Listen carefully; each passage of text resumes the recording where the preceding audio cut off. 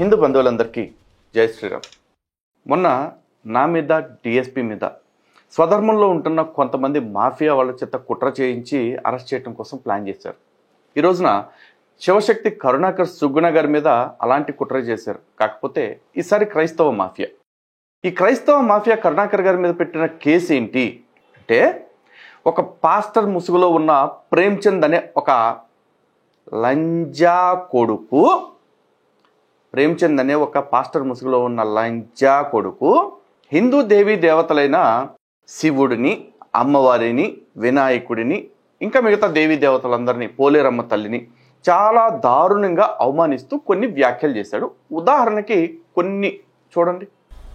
శ్మశానంలోనికి వెళ్ళి ఆయన పేరును బట్టి, ఆయన పిల్లలను బట్టి, ఆయన భార్యను బట్టి నేను చదువుతూ ఒక ఆమెను పిలిచన్నాను, నువ్వు పోయి ఆయన్ని, ఆయన భార్యని, ఆయన పిల్లల్ని ఒక ఆట ఆడిచ్చి రమ్మన్నాను.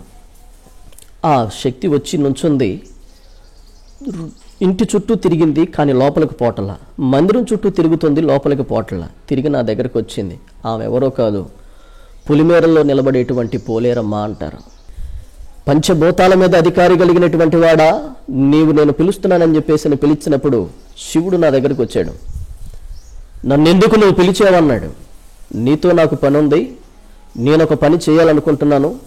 పలానా చోట అగ్ని ఉందంట, నీకు నిప్పు మీదను, గాలి మీదను, నీరు మీదను, అన్నిటి మీద నీకు అధికారం ఉంది కదా, అక్కడెక్కడో మండుతుందంట, ఆ మంట నారిపురా అన్న. ఆ మంట నారిపురా అన్నప్పుడు ఆయన వాయుమేఘంగా పోయాడు. మేఘాలన్నీ కొమ్మరిచ్చి ఆంతుని నీళ్లు కొమ్మరిస్తాడేమో నేను ఎదురు చూస్తున్నాను. పంచభూతాలు కలిగినాడు కదా, మొత్తం కంపింపజేస్తాడేమో నేను ఎదురు చూశాను. మొత్తం ఇల్లే కూల్చొస్తాడు అనుకున్నాను నేను. ఈయన పోయి ఇల్లు కూల్చి రాలేదు, మంటని ఆర్పు రాలేదు, కనీసం ఏదైనా ఒక సంతోష వార్తన తెస్తాడనుకుంటే ఏమీ తీసుకురాలేదు. కానీ తిరిగి వచ్చి అన్నాడు, ఆ మంటను ఆర్పటం నా వల్ల కూడా కాదయ్యా అన్నాడు. నాకు మైండ్ పోయింది. ఒరే, గాలిలో 5 అడుగుల ఎత్తు లేపాలంటే దానికి తగిన మంత్రం ఏందో చెప్పావు. మనిషిలో కడుపులో నెప్పులు, తిప్పలు అన్నీ పెట్టేదేదో చెప్పురా అంటే చెప్పావు. మంట నార్పు రాలేని అంటావేంటి? మంట నీ దగ్గరే ఉంది, ఆకాశం నీ దగ్గరే ఉంది, నీరు నీ దగ్గరే ఉంది, నిప్పు అంతా నీ దగ్గరే ఉంది కదా, నువ్వెందుకు చేయలేకపోయావు అని చెప్పేసానంటే ఆయన ఒక మాట అన్నాడు. నేను పుట్టించినటువంటి మంటని అప్పుడే పుట్టినటువంటి పిల్లోడు పాసపోస్తే కూడా ఆరుద్ది. మమ్మల్ని పుట్టించినోడు మాత్రం పెట్టిన మంటను ఆర్పగలిగినోడు ఎవడు లేడు అని. నాకేం అర్థం కాలేదు. ఈయన కూడా సరి తక్కువడే, అందుకే పార్వతీదేవి కిందేసి తొక్కిందేన్ని అని చెప్పి నువ్వు వద్దులే అని చెప్పి ఆయన పక్కకు నెట్టి, అమ్మలుగన్నా అమ్మ మహాతల్లి నువ్వురా అని నేను ఆమెను పిలిచినప్పుడు ఆమె నా దగ్గరకు వచ్చింది. వాడికి పుట్టినటువంటి 2 పిల్లలు ఉన్నారు, కుమారుడు కుమార్తె ఉన్నారు. అమాంతంగా వాళ్ళ ఊపిరి ఆగిపోవాలి. తెల్లారి నేను వాళ్ళ ఏడుపులు వినాలి, అది నాకు తెలియాలి అని నేను అన్నప్పుడు మేఘాల మీదుగా వెళ్ళినట్లుగా వెళ్ళింది. మొత్తం చూసింది. ఆయనేమో మంట నార్పలేనన్నాడు, పులిమేరల్లో ఉన్నదేమో మంట నాకు ఎక్కువ అవుతుంది అంది. ఈమె శివుణ్ణి కింద తొక్కింది కదా, అన్నిటికీ అవతారి కదా అని చెప్పేసి నేను ఆమెకు చెబితే ఆమె పోయి 2 పిల్లలను చంపక వాళ్లకు కావలసినటువంటి పరిణామ పరిస్థితులు ఏవైతే ఉన్నాయో వాటన్నిటిని తీసేయకుండా మొత్తం ఆమె కూడా చూసి వాళ్లతో కాసేపు ఆడుకుందాం అనిపించిందని చెప్పేసి నా దగ్గరకు వచ్చి చెప్పింది. అప్పుడు నేను అన్నాను, సరే మీరేది చేయకపోయినా పర్వాలేదు, కానీ నాతో ఒకడు ఒక మాట అన్నాడు, ఆ మాట మీరు అనగలిగితే వాడు నా కింద శిష్యరికం చేస్తానన్నాడు, చెబుతారా అన్న. ఆ చెప్పు అన్నారు. చెప్పు అనగానే నేను అన్నాను, యేసు రక్తమే జయమన్నాను. అంతే. ఆయన నాతో చెప్పిన పెద్ద మాటేం కాదు, బైబిల్ వాక్యం అంతా చదవమని చెప్పలేదు, యేసు రక్తమే జయమని చెప్పు అన్నాడు అక్కడ. ఆ ఒక్క మాట చెబితే నేను పిలిచినటువంటి దేవుళ్ళు, దేవతలు అనబడిన వాళ్ళు ఒక్కళ్ళు ఉంటే ఒట్టుబెట్టు. చూశారు కదా, మరి శివుణ్ణి పట్టుకుని అమ్మవారు కిందేసి తొక్కింది, అరే ఇట్రా అని పిలిచాను, సరి తక్కువోడు, ఇట్లాంటి మాటలు మాట్లాడుతుంటే ఏమనాలి? ఇన్ని మాటలు మాట్లాడింది కాకుండా అడేమన్నాడు, యేసు రక్తమే జయం అనగానే వాళ్ళందరూ పారిపోయారంట. ఈ మాటకి కరుణాకర్ గారు స్పందించి, అంటే ఇదే వీడియోకి కౌంటర్గా నేను కూడా చేశా, అందులో నేను మినిమం స్కేల్ మెయింటైన్ చేసింది ఏంటంటే ఆడి పేరు మార్చి లంచా కొడక అనే పేరు ఆడికి ఫిక్స్ చేసి మాట్లాడా. ఎందుకంటే నా శివుడిని, నా అమ్మవారిని, నా దేవీ దేవతల్ని అంత చులకన చేసి అంత తక్కువ చేసి మాట్లాడిన తర్వాత లంచా కొడక అని కాకపోతే ఇంకేమంటామండి? బరాబర్ అదే అంటాం. కరుణాకర్ గారు కూడా అలాగే మాట్లాడారు, ఏమాత్రం స్కేల్ తగ్గకుండా. కాకపోతే నేనైనా కరుణాకర్ గారైనా కొన్ని లిమిట్స్ మెయింటైన్ చేసాం. ఇంకా అప్పటికి చెప్పాలంటే కారణం ఏంటంటే యూట్యూబ్లో కమ్యూనిటీ గైడ్లైన్స్ అని ఒకటి ఉంటుంది కదా, దాన్ని క్రాస్ చేయలేక. అయితే కరుణాకర్ గారు ఈ క్రమంలో వాడు నేను యేసు రక్తమునందు బాప్తిజం పొందాను లేకపోతే రక్షణ పొంది ఉన్నాను అన్న మాట అన్నప్పుడు కరుణాకర్ గారు ఏమన్నారు? ఒరే నువ్వు బాప్తిజం రక్తంలో కాకపోతే ఉత్సలో తీసుకోరా అని చెప్పేసి అన్నారు. దానికి బాగా హత్య అయిపోయారండి. తీవ్రంగా అఫెండ్ అయిపోయి కరుణాకర్ గారి మీద కేసు పెట్టారు. ఇగో మా యేసు ఉత్సలో మమ్మల్ని కడుక్కోమన్నాడు అని చెప్పేసి. ఏమయ్యా కేసు పెట్టిన వ్యర్థ మనిషి, ఆ కేసు పెట్టినోడి పేరు రఘుముద్రి పీటర్. ఈడేమో ఆషామాషియోడు అనుకుంటున్నారేమో, కాదండి. ఇప్పుడు సుందర్రావు వాళ్ళు ఆల్ ఇండియా క్రిస్టియన్ కౌన్సిల్ అని పెట్టుకున్నాడు. ఇంకోటి ఎవడో వచ్చేసి all India true Christian council అన్నారు. వీళ్ళంతా ఇండియా కాడే ఆగిపోయారు. కానీ ఈడు వచ్చేసి వరల్డ్ క్రిస్టియన్ కౌన్సిల్, మొత్తం ప్రపంచం మొత్తానికి కూడా గుత్తాధిపత్యం, మొత్తం అందరి దగ్గర నుంచి కూడా డబ్బులు దొబ్బేయచ్చు అని చెప్పేసి గట్టి ప్లాన్ వేసుకుని ఏదో పెట్టుకున్నాడు. ఈడు నొప్పి వచ్చిందంటే వీడికి, ఎరా మరి మా దేవుళ్ళని మీ గాడిదలు తిట్టినప్పుడు నీ కళ్ళల్లో, నీ నోట్లో, నీ చెవుల్లో ఎవడదాన్ని పెట్టుకున్నావా? ఇయర్ పాడ్స్ ఎవడదాన్ని పెట్టుకున్నావా అని అడుగుతున్నా. ఇప్పుడు మీరే అంటారు కదా, మా యేసు పరిశుద్ధుడు, ఆయన రక్తము పరిశుద్ధమైనది అని చెప్పేసి అంటూ ఉంటారు. అంతెందుకురా, యోహాను సువార్త 9వ అధ్యాయంలో ఉన్న 6-7 వచనాలు ఒకసారి చదువు. ఆయన ఇట్లు చెప్పి నేల మీద ఉమ్మి వేసి ఉమ్మితో బురద చేసి వాని కన్నుల మీద బురద పూసి నీవు సిలోయము కోనేటికి వెళ్ళి అందులో కడుక్కొనుము అని చెప్పాను. సిలోయమను మాటకు పంపబడిన వాడు అని అర్థము. వాడు వెళ్ళి కడుక్కొని చూపు గలవాడై వచ్చెను. మీ యేసు ఏం చేశాడు? ఈడేమో నేను రక్తంలో కడగబడ్డా యేసు రక్తంలో అని చెప్పేసి అన్నాడు. మీ యేసేమో తన ఉమ్మిని మట్టిలో వేసి ఆ మట్టిని బురదగా చేసి, అంటే ఎంత ఊసాడో మరి, అంత ఊసి ఆయన కళ్ళకి పూశాడు. ఆడి కళ్ళకి పూశాడు. ఎందుకంటే అక్కడ అట్టాగే రాశారు కాబట్టి. పూసిన తర్వాత ఆడి కళ్ళు వచ్చాయట కడుక్కోగానే. అంటే మరి మీ యేసు ఉమ్మి కూడా పవిత్రమనేది చెప్పింది బైబిలు. ఇప్పుడు మీ యేసు ఉమ్ము పవిత్రమైనప్పుడు మీ యేసు ఉత్స పవిత్రం కాదని ఎట్లా అంటారు? పోనీ ఉత్స అనే పదం మీకు అభ్యంతరం అయితే మూత్రం అనుకోండి, లేదు స్టైల్గా యూరిన్ అనండి. ఇట్స్ అ బయోలాజికల్ థింగ్ యార్. యేసు శరీరధారిగా వచ్చాడు. శరీరానికి రక్తము మాంసం ఉన్నప్పుడు, ఉమ్మి వచ్చినప్పుడు ఉత్సరాదా? అదే మాట ఆయన కౌంటర్లో అన్నాడు. ఒరే నువ్వు ఉత్సలో కాకపోతే రక్తంలో మునిగి పవిత్రమవు, నాకెందుకు? కానీ నా దేవుడిని ఎందుకు తిడుతున్నావు? ఇదే కదా తను క్వశ్చన్ చేసింది. అప్పుడు మీరు ఏం చెప్పాలి? ఒరే నాయనా, మా యేసు రక్తం పవిత్రం, ఉమ్ము పవిత్రం, కానీ ఉత్స పవిత్రం కాదు, కాబట్టి ఉత్సతో పోల్చొద్దు అని చెప్పండి, మార్చుకుంటాం. లేదు అసలు మా యేసు పరిశుద్ధుడు కాబట్టి జీవితంలో ఉత్సే పోయలేదు, దీనికి వెళ్ళనే లేదు అని చెప్పండి. మేమేమన్నా అంటామా? లేదు కదా, మార్చుకుంటాం కదా. ఇప్పుడు సిద్ధాంతపరంగా ఒకడు మా దేవుడి గురించి మాట్లాడినప్పుడు, అదే సిద్ధాంతపరంగా మేము కౌంటర్ వీడియోలు చేస్తున్నప్పుడు ఎందుకు ఇంత కక్ష సాధింపు? కేసులు పెట్టి ఏం సాధిద్దాం అనుకుంటున్నారు? ఫర్ ఎ క్లియర్ ఇన్స్టెన్స్ మీకు ఒకటి చెప్పాలా, ఈ కేసులు పెడుతున్నారు కదా, ఈ కేసులకి మీరు చేయబోతున్న దాడులకి, ఎందుకంటే మీ దగ్గర అంగబలం, అర్ధబలం అన్నీ ఉన్నాయి, విదేశీయుల బలం కూడా మీకు ఉంది, స్వదేశంలో ఉన్న దొంగనాడుడుకుల బలం కూడా మీకు ఉంది. ఇన్ని బలాలు ఉన్న మిమ్మల్ని ఎదుర్కోవటానికి మేము దిగినప్పుడు మరి మేము వీటన్నిటికీ ప్రిపేర్ అవ్వకుండా ఎట్టుంటాం? థింగ్ ఈజ్, మీరు మర్చిపోతుంది ఒకటే, మమ్మల్ని ఈరోజు కరుణాకర్ గారిని కావచ్చు, లేకపోతే నన్ను కావచ్చు, ఎల్లుండి ఇంకొకరిని కావచ్చు, ప్రతి ఒక్కరిని మీరు టార్గెట్ చేస్తారు. ఎందుకంటే నయాన్నో భయాన్నో మమ్మల్ని ఆపటం మీ టార్గెట్. కానీ మీకు అర్థం కావాల్సింది ఏంటంటే, ఒక్కసారి లోపలికి వెళ్ళొచ్చేదాకానే, ఓసారి లోపలికి వెళ్ళొచ్చేస్తే ఆ ముచ్చట కూడా తీరిపోద్ది, ఆ భయం కూడా పోద్ది. కానీ బయటకు వచ్చేటప్పుడు డబుల్ ట్రిపుల్ ఇంపాక్ట్తో బౌన్స్ బ్యాక్ అవుతాం. ఎందుకంటే మేము ఇక్కడ డబ్బుల కోసం లేవరా దరిద్రులారా, ధర్మం కోసం ఉన్నాం. కానీ ఇక్కడ హిందువులకు అర్థం కావాల్సిన విషయం ఒకటి ఉంది.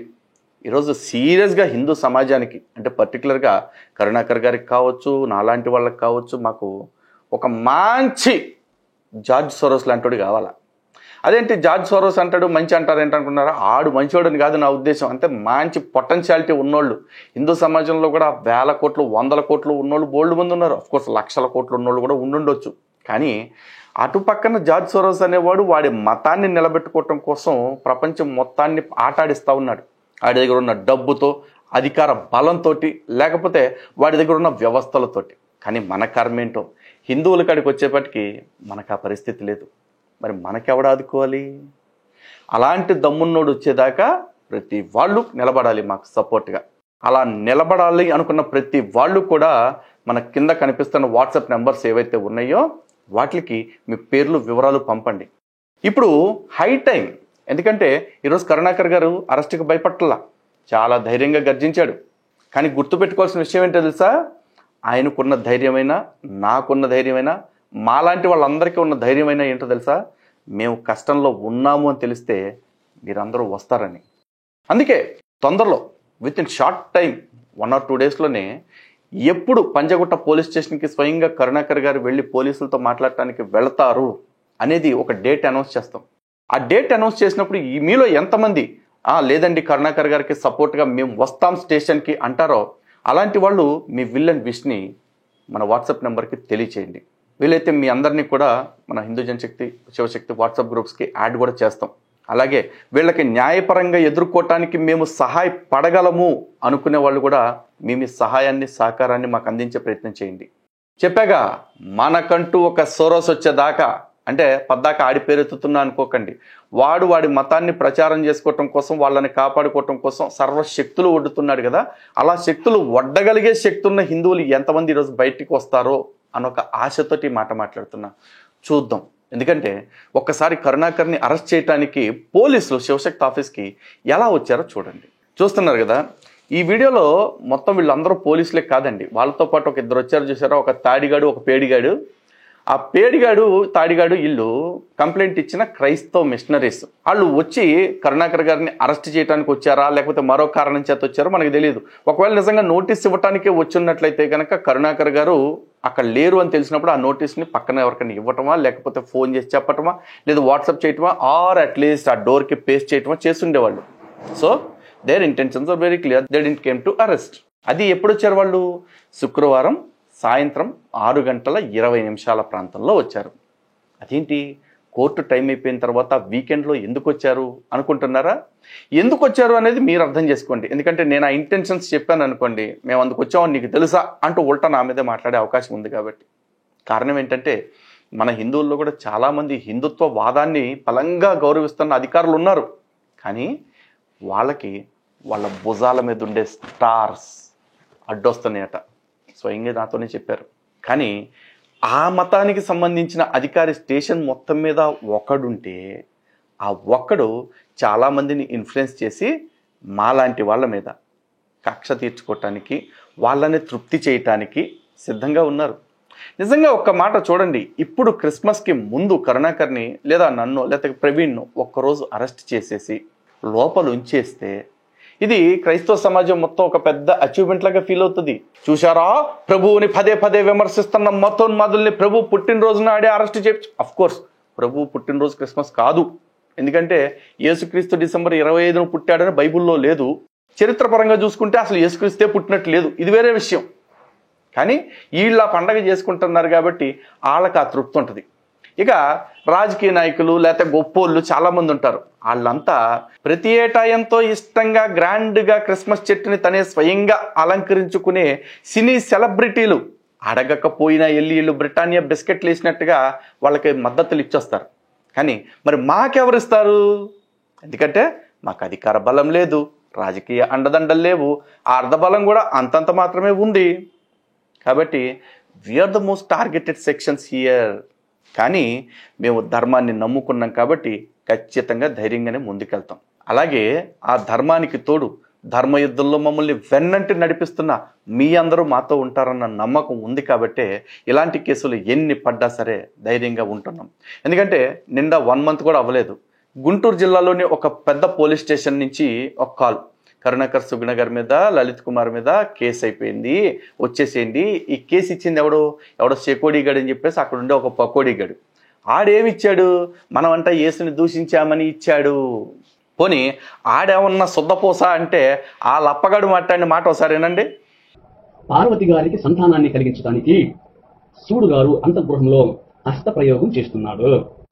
పార్వతి గారికి సంతానాన్ని కలిగించడానికి శివుడు గారు అంతఃగృహంలో హస్తప్రయోగం చేస్తున్నాడు. పార్వతి గారికి సంతానాన్ని కలిగించడానికి శివుడు గారు అంతఃగృహంలో హస్తప్రయోగం చేస్తున్నాడు. ఇది చిల్లర్ల అంచా కొడుకులు ఒక్కొక్కడో కూర్చుని హిందూ దేవీ దేవతల్ని తిడతా ఉంటే మనమేమో ఏసుకులాగా చేతులకి మేకలు కొట్టుకుని ఓకే అనిల్ డాస్ప్రాండ్ అని కూర్చుంటారా? ఒక్క తీస్తాం కొడకల్లారా ఒక్కొక్కడికి. మేము రాజ్యాంగాన్ని అతిక్రమించి బిహేవ్ చేయట్లా. రాజ్యాంగం ఏదైతే ఆర్టికల్ 19(1) మాకు వాక్ స్వతంత్రము, భావ ప్రకటన స్వేచ్ఛ ఇచ్చిందో దానికి లోబడే మేము మాట్లాడుకుంటూ వెళ్తున్నాం. కానీ మేము ఎప్పుడైతే పరుష పదజాలం వాడామో కొంతమంది విషయంలో ఒళ్ళు రేగబలిసి వాడట్లా. వాళ్ళు మా దేవీ దేవతల గురించి చాలా అవమానకర ధోరణిలో మాట్లాడుతున్నారు కాబట్టి వాడికి అదే స్థాయిలో బుద్ధి చెప్తున్నాం. వాడు అయ్యా గారు అని మాట్లాడితే మేము సారు మీరు అని మాట్లాడతాం. కానీ వాడు నీ దేవుడు నీ అమ్మ మొగుడు ఇట్లా మాట్లాడితే లంచా కొడక నీ అమ్మ నీ ఎక్క నీ యాలి అన్నీ కలిపే వాడతాం. ఎందుకంటే ఈ దేశంలో మత స్వేచ్ఛ వాడికి ఎంత ఉందో నాకు అంతే ఉంది. వాడి మతాన్ని కాపాడుకోవటం కోసం పెంచుకోవటం కోసం వాడు ఎన్ని పనికిమాలిన వేషాలు వేస్తున్నాడో వాటన్నిటిని ఎదుర్కోవటానికి, నన్ను నేను రక్షించుకోవటానికి, నా ఆత్మగౌరవాన్ని, నా ధర్మాభిమానాన్ని రక్షించుకోవటానికి నాకు అంతే హక్కు ఉంది. ఆ హక్కు ప్రకారమే మేము మాట్లాడుతున్నాం. అందుకే మళ్ళీ మీ అందరికీ విజ్ఞప్తి చేస్తా ఉన్నా, ఎంతమంది అయితే మాకు మద్దతు ఇవ్వడానికి రెడీగా ఉన్నారో, కరుణాకర్ గారికి తోడుగా ఆ రోజు పోలీస్ స్టేషన్కి రావడానికి సిద్ధంగా ఉన్నారో మీ అందరూ కూడా కింద కనిపిస్తున్న వాట్సాప్ నెంబర్కి మీ వివరాలు తెలియచేయండి. మిమ్మల్ని గ్రూప్ యాడ్ చేస్తాం. మీకు తదుపరి డేట్ ఏ రోజైతే పోలీస్ స్టేషన్కి వెళ్తున్నామో అది కూడా ఇంటిమేట్ చేస్తాం. మళ్ళీ చెప్తున్నా, ఒక సొరస్ వచ్చేదాకా మాకు అండగా ఉండాల్సిన బాధ్యత మీదే. ఉంటారని వస్తారని మనస్ఫూర్తిగా నమ్ముతున్నాం. యుద్ధంలో ప్రాణం వద్దన్న భయం లేదు, లేకపోతే జైలుకి వెళ్తామన్న ఆలోచన లేదు. కానీ మేము వెళ్ళాము అంటే వాళ్ళు గెలిచినట్టు. ఆ గెలుపును అడ్డుకోవటం కోసం మా ప్రయత్నాలు తప్ప మాకు పోలీస్ వ్యవస్థ మీద, ప్రభుత్వ యంత్రాంగం మీద, రాజ్యాంగం మీద సంపూర్ణమైన సమూలమైన గౌరవం ఉంది. సో పంజాగుట్ట పోలీస్ స్టేషన్లో అతి తొందరలో కలుద్దాం. న్యాయం కోసం నినదిద్దాం. మన ధర్మాన్ని అణిచేస్తున్న మత మార్పిడి మాఫియాగాళ్ళకి ఎవరైతే కొమ్ము కాస్తున్నారో అలాంటి వాళ్ళకి వాళ్ళు చేస్తున్నది ఎంత పెద్ద తప్పు అనేది తెలిసేలా చేద్దాం. జై శ్రీరామ్. భారత్ మాతకి జై.